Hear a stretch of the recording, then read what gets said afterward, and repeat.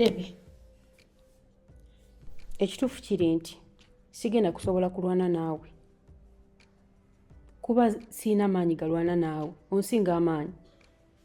Naye mbadde nkusaba okwate kuba ove mu nnyumba eno. Nkusaba weesonyiwe Musa, omutima mulungi. Sigenda kulwana naye, sigenda kuyomba naawe, nkwegayiridde. Nyamba onviire ku Musa. Naye Nesha, Musa omwagaliza essanyu. Ekyo kiyogedde kyennyini. Njagala Musa abeere musanyufu, njagala abeere nga talina kimusumbuwa. Kati ndaba obudde buno gw'omusumbuwa, kwate ekkubo otuviire. Kati waba ng'oyagaliza Musa essanyu, nange nkusaba ekintu kyekimu.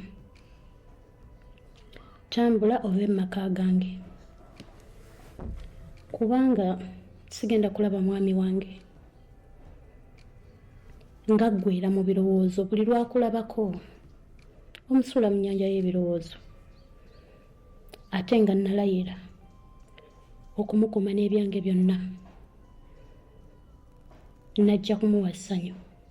So oba nga ggwe omu ku bizibu ebimutawaanya,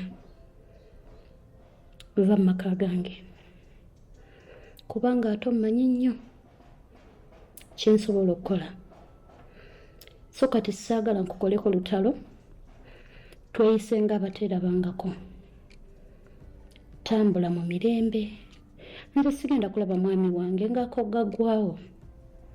Mbuki olw'okuba ggwe Nesha atamanyi nakyoyagala.